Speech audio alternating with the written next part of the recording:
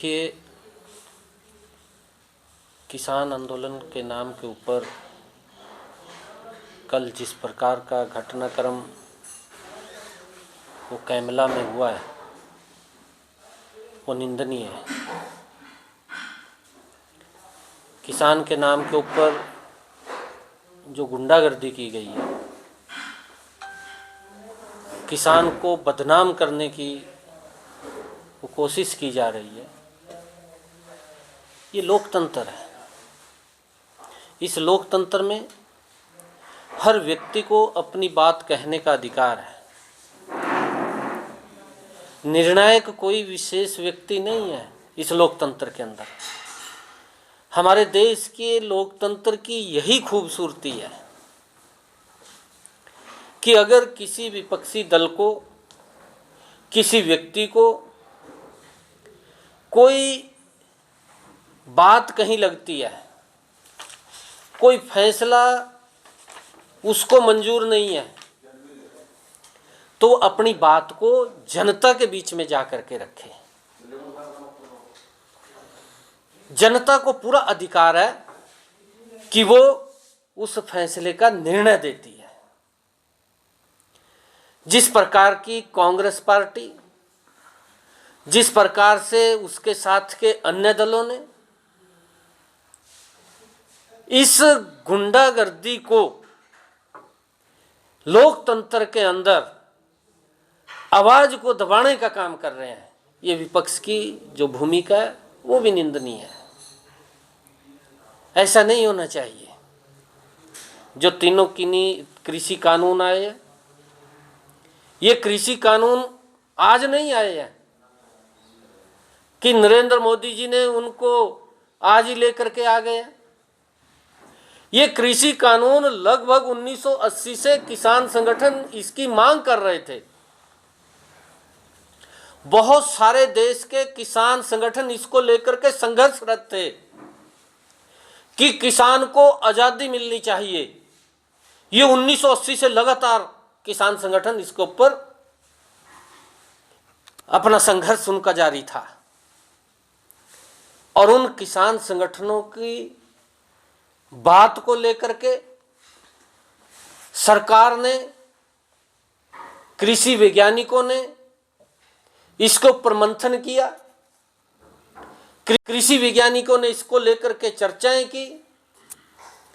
किसान जो इसकी आवाज उठा रहे थे उनसे बातचीत की, तब जाकर के ये कृषि कानून वो लोकसभा के अंदर आए।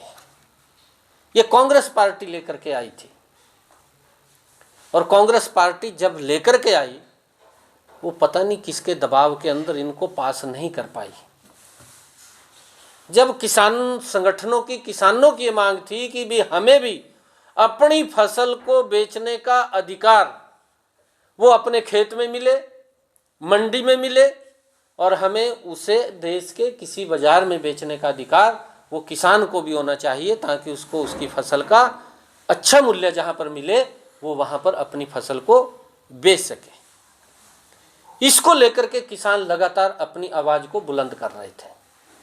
किसानों की ये मांग थी और उस मांग को आदरणीय नरेंद्र मोदी जी ने जब 2019 के अंदर देश की जनता ने बड़ा विश्वास नरेंद्र मोदी जी के ऊपर किया, तो उन्होंने देश के अंदर बड़े रिफॉर्म लेकर के आए और उन रिफॉर्मों के अंदर ये कृषि का बड़ा रिफॉर्म भी उसके अंदर आया।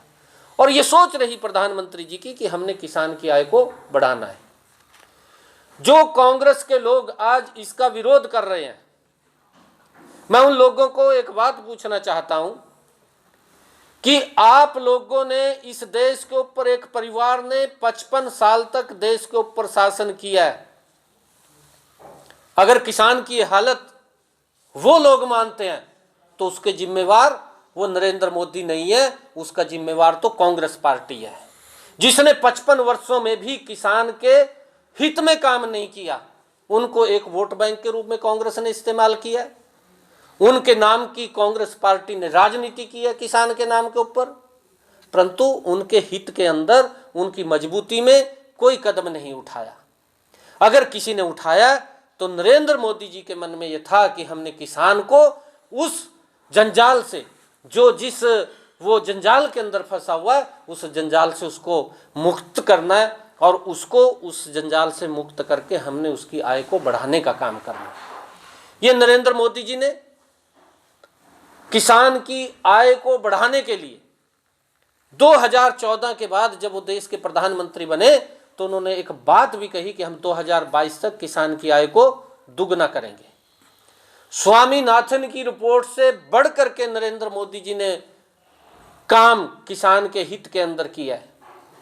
इन 6 वर्षों के अंदर नरेंद्र मोदी जी ने किसान के एमएसपी को 1.5 गुना बढ़ा करके किसान को देने का काम किया है। इन 6 वर्षों में नरेंद्र मोदी जी ने अलग से किसान को प्रधानमंत्री किसान सम्मान निधि के माध्यम से 1 साल के अंदर 6,000 रुपए किसान के पास पहुंचाने का काम किया है। इन 6 वर्षों के अंदर नरेंद्र मोदी जी ने किसान को प्रधानमंत्री फसल बीमा योजना के माध्यम से उसको जोखिम फ्री करने का काम किया। नरेंद्र मोदी जी ने किसान को प्रधानमंत्री कृषि सिंचाई योजना के माध्यम से उसको मजबूत करने का काम किया है। 80% की सब्सिडी किसान को प्रधानमंत्री कृषि सिंचाई योजना के माध्यम से किसानों तक पहुंचाने का काम अगर किसी ने किया तो नरेंद्र मोदी जी ने किया है। इन 6 वर्षों के अंदर नरेंद्र मोदी जी ने किसान को नीम कोटेड यूरिया बना करके उनको लाभ पहुंचाने का काम किसान को किया है, ताकि नरेंद्र मोदी जी की सोच थी कि किसान का खर्चा कम हो और उसकी आय बढ़े, ताकि किसान मजबूती की तरफ जाए, उसकी इनकम बढ़े। ये नरेंद्र मोदी जी का ध्येय है और उसको लेकर के प्रधानमंत्री जी लगातार किसान के हित में काम कर रहे हैं। परंतु कांग्रेस ने 55 वर्षों में जो कांग्रेस के लोग आज विरोध कर रहे हैं, आज जो किसान के नाम के ऊपर गुंडागर्दी कर रहे हैं, आज जो किसान के कंधे के ऊपर बंदूक रख करके घड़ियालू आंसू बहाने का काम कर रहे हैं, मैं उन लोगों से पूछना चाहता हूं कि आपकी सरकार इतने समय तक रही, किसान को क्यों मजबूत नहीं किया? क्या कारण थे? किन लोगों के दबाव में थे वो लोग? कांग्रेस के नेता किन लोगों के दबाव में थे कि हम किसान को मजबूत नहीं कर पाए? और 2019 का जो अगर मैनिफेस्टो हम उठा करके देखें तो कांग्रेस ने अपने मैनिफेस्टो में इन तीनों कृषि कानूनों की दोबारा फिर चर्चा की। पहले भी लेकर के आए थे, दोबारा फिर 2019 के मैनिफेस्टो में उन्होंने चर्चा की कि हम ये तीनों कृषि कानून, हमारी सरकार आएगी, हम इनको लागू करेंगे। तो आज किस प्रकार का विरोध है? लोकतंत्र के अंदर हर व्यक्ति को अपनी बात कहने का अधिकार है। निर्णायक कांग्रेस पार्टी नहीं है, निर्णायक भारतीय जनता पार्टी भी नहीं है, निर्णायक तो इस देश की जनता है। अगर किसी को कोई दिक्कत कहीं पर आती है तो जनता के बीच में जाकर के अपनी बात को रखे। इस प्रकार की गुंडागर्दी ये निंदनीय है। लोकतंत्र की हत्या कांग्रेस पार्टी और उसके सहयोगी दलों ने लोकतंत्र की हत्या कर रहे हैं। किसान के कंधे के ऊपर बंदूक रख करके, किसान का कंधा यूज करके वो घटिया राजनीति के ऊपर उतारू हो रहे हैं। ये आज समझना चाहिए। आज देश की जनता भी देख रही है, देश की जनता विचार कर रही है कि कौन गलत है कौन सही है।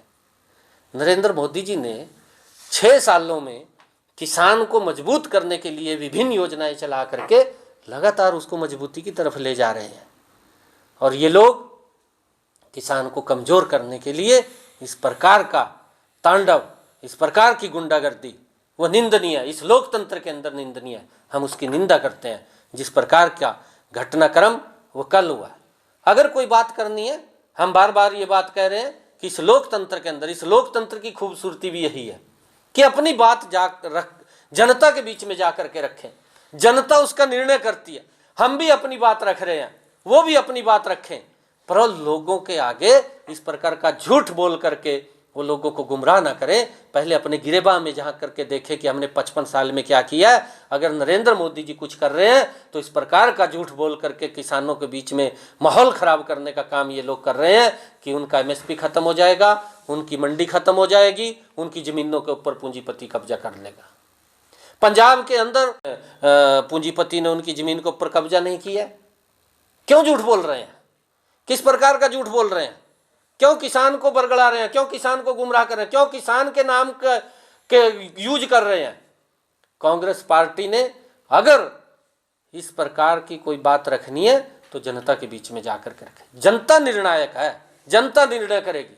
नरेंद्र मोदी जी चाहते हैं कि हमने किसान की आय को बढ़ाना है और लगातार उस दिशा के अंदर काम कर रहे हैं। ये तीनों जो कृषि कानून है किसान के हित में है, किसान की मजबूती में है, वो लोकतंत्र में निंदनीय है। उसकी जितनी निंदा की जाए उतनी कम है। कांग्रेस पार्टी निर्णायक नहीं है। मैं फिर ये बात कह रहा हूँ, निर्णायक तो इस देश की जनता है। ये देश की जनता सर्वोपरि है। वो किसी भी व्यक्ति को गद्दी के ऊपर बैठा दे और किसी भी व्यक्ति को गद्दी से नीचे उतार दे, ये उसका लोकतंत्र की हमारी ये बड़ी खूबसूरती है। परंतु जो काले कारनामे कांग्रेस पार्टी ने किए हैं उसका परिणाम है ये देश की जनता ने ही उसको ये फरमान जारी किया है कि आप विपक्ष के भी नेता लोकसभा के अंदर नहीं रहेंगे। उनको विपक्ष का नेता भी नहीं देश की जनता ने बनाया है, क्योंकि उसने लगातार देश की जनता के साथ धोखा किया, चीटिंग की है। तो ये लगता है आपको कि जिस तरह कल सियासी जो देखिए लोकतंत्र के अंदर मैंने कहा है कि गुरनाम सिंह चुड़ुन्नी कांग्रेस के पेरोल के ऊपर काम कर रहा है। कांग्रेस के कहने से वो सारा का सारा षड्यंत्र रच रहा है।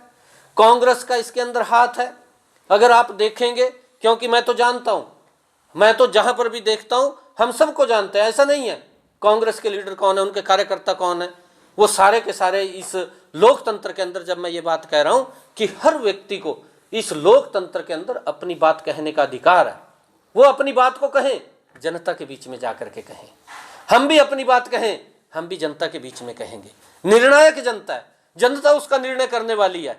निर्णय मैं नहीं कर सकता, निर्णय कांग्रेस पार्टी नहीं कर सकती, निर्णय भारतीय जनता पार्टी नहीं कर सकती, निर्णय तो देश की जनता करेगी। और देश की जनता ने फरमान 2014 में नरेंद्र मोदी के पक्ष में दिया और 2019 में बड़ा निर्णय विश्वास इस देश की जनता ने नरेंद्र मोदी के नेतृत्व में फिर दिया। आज देश की जनता नरेंद्र मोदी जी को प्यार करती है और आगे भी करती रहेगी। जो इनकी गुंडागर्दी है देश की जनता वो भी समझ रही है।